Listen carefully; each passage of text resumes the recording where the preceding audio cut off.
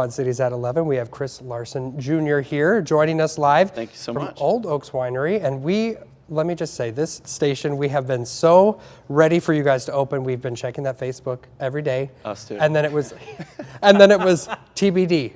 Yes. But now you're open. Yeah, we're open. We're ready to go. We ran into a couple logistical challenges that kind of were not allowing us to open at full force, but we're here, we're ready, and we're open. Yeah. That's awesome. And so Morgan Strackbine and I happened to be your first customers. I think we probably looked a little eager, rolling up just a minute before you guys opened, and there was a gentleman outside, putting finishing touches, and I was like, I'm sorry. I was like, this is for work. I don't think he believed me, but that's all right. And it is such a beautiful location. You guys have outdoor seating, you had live music. Yeah. And it's just, so tell us a little bit about your winery.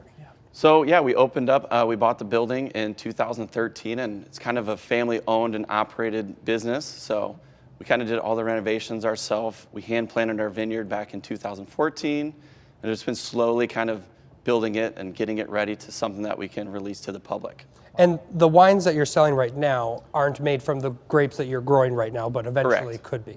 Right. I went to school in California, so I kind of have access to Napa. So this whole first vintage that we came out with is actually produced and bottled in Napa with some of our friends out there. And we're literally bringing Napa back to the Midwest for everyone to enjoy. Oh, that's so awesome. And so we have 3 of them here today, and you guys have a lot. But tell us a little bit about this family white. Yeah, so the family white is kind of, it's a blend. Okay. So it's mostly Chardonnay. It's got a little bit of Moscato and Pinot Grigio in there. So it's really light, it's kind of crisp. You're gonna get some lemon notes. Some people are picking up on pear, maybe a little apricot in there. Just a nice, easy wine that you can drink out on the patio. With all this warm weather we're having lately, it goes down nice and smooth. Yes. Yeah. Well, shall we try this? Yeah, absolutely. Cheers. Yeah, you gotta do the Thank you little swish. Gotta hold it up to the light, right? So good. This one was my favorite when I was there. Yeah. So I left with a bag. Yeah. So it was great. But the other thing, and tell us a little bit about your Cabernet. So the Cabernet is just 100% Cabernet Sauvignon grapes, all from Napa themselves.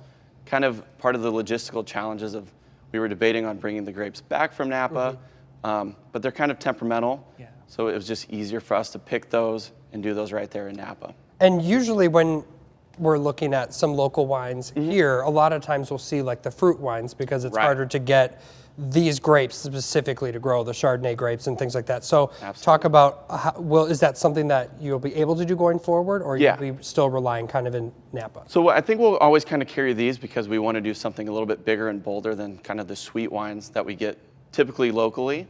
But eventually we will use our French hybrid grapes for some small batch, kind of limited release wines as we go forward. Okay. And talk a little bit about the rosé. Yeah, this is our family rosé.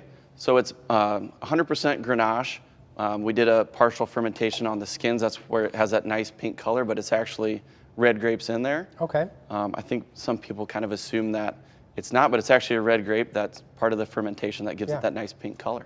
And we were talking about this a little bit before the show, but I used to drink rosé pretty much exclusively, and then I kind of got sick of it, and I was a little nervous to try this. Yeah. But I was there. I think Keith was the one that was helping us out, and so we tried it, and it doesn't like hit you, like a normal or other rosés do. This it's a little bit sweeter, but it's not overpowering. Yeah, it's a super approachable wine. It's a little deceiving. A lot of people, when they see the nice pink color, they think it's going to be something that's fruit forward. Yeah. It's actually a dry wine, but you're going to get a lot of those strawberry notes, rose petal, just kind of light, bright, and kind of citrusy. Got it. And beyond the wine, you guys also have a full bar. We do. You have food as well, and you guys have events. Talk a little bit about that. So we have a full bar. I think one of the things that we realized when we first opened was there's a lot of great craft beers, and there's a lot of whiskeys and bourbons that we also enjoy. We don't just enjoy wine as well. So we have those available for people. We have some wine-based cocktails that are really fun. We'll kind of keep an ever-changing cocktail menu.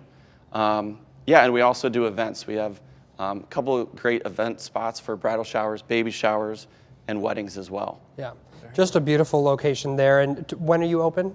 We're open Friday and Saturday from 11 to 7 and Sundays from 11 to 5. Beautiful. Well, thank you so much for stopping by and Thank you so much. for letting us try this stuff out. And we'll have more information about Old Oaks Winery on our website, wqid.com, and we'll be right back.